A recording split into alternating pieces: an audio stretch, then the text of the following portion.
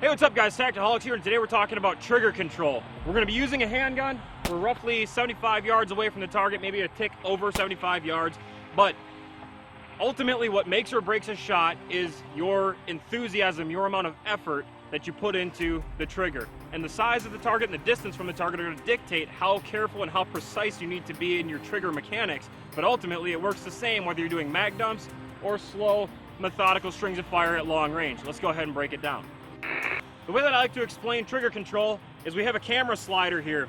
Think of this as the trigger. So speaking in terms of double single action guns or striker fired guns and some single action guns out there, there's typically some amount of slack before you reach the breaking point of the trigger. Think about this slider as my trigger.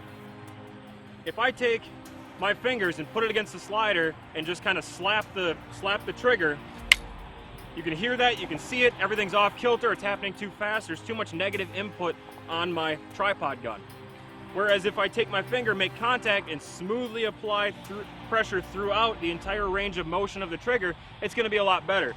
Let's go ahead and apply this to a real trigger. I smoothly build pressure throughout the trigger, and all of a sudden it releases the hammer, fires that bullet, and you notice that the front side of the gun did not move whatsoever. Same thing applies in single action, where my trigger sits here. I have this slack. This slack is garbage. If I simply make contact with the trigger and pull from there, you can see how it wants to roll the entire gun because I'm essentially hitting that breaking point very abruptly, very quickly. That's negative input on the gun. So the first step to trigger control is touch the trigger. I'm not moving anything. Touch the trigger with your finger, draw any slack out if applicable, and smoothly build pressure without moving the front side of the gun. And again, the same thing applies whether you're shooting slow or fast. All it is when you're shooting fast strings of fire is the same mechanics applied at a higher level, a faster level, but there's no smoke and mirrors to shooting quickly.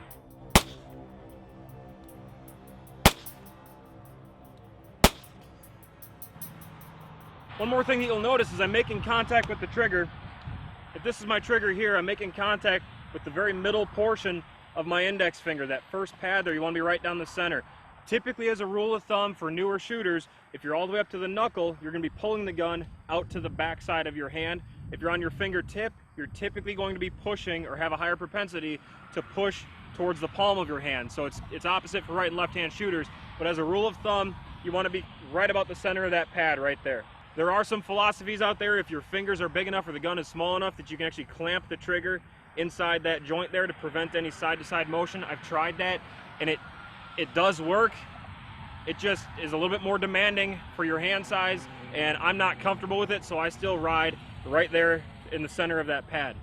Which means if you have big giant hands and a small frame gun or something like that, I have some space right there, which is just fine. This is not our measure for appropriate indexing on the trigger. This is your measure. So you want to make sure that you're hitting that pad in the center of the trigger every single time and not be concerned with this. I see it all too often where people that have hands that are plenty big enough and they have a small gun or something, they'll bury that finger tight along the frame of the gun like that. That puts far too much, way too much trigger or finger through that trigger. You're going to have a lot of issues that way. So as a rule of thumb, typically right down the center of that pad.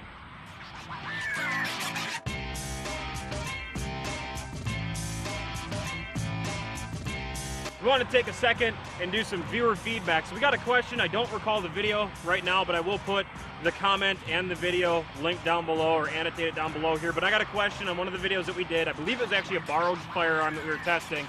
And the question was, do you throw every magazine you have in the dirt? Yes, we do. This is my magazine. It goes in the dirt. When it's empty, it falls out of the gun. It lands on dirt or snow or mud or water or whatever I'm standing in. I don't care about it. When we borrow people's guns, we make sure we have an understanding that their magazines will get dirty. And if they're not okay with that, we don't do that. But I don't condition myself to take an empty magazine out, put it where a full thing should go. You don't put empty mags in mag pouches. Empty things don't go where full things go. And I'm not going to condition myself to put it in my pocket or set it on the tailgate of a truck that might not be there or a range table or something like that. Magazines cost a varying amount between $15 and $60, whatever, doesn't matter. My life is worth more than the cost of the magazine that I just put in the dirt, and I would happily buy a new one if I were to break it. These things are made to take punishment. Clean them up when you're done and let those mags hit the floor. Thanks for the comment. Right about the center of that pad right there.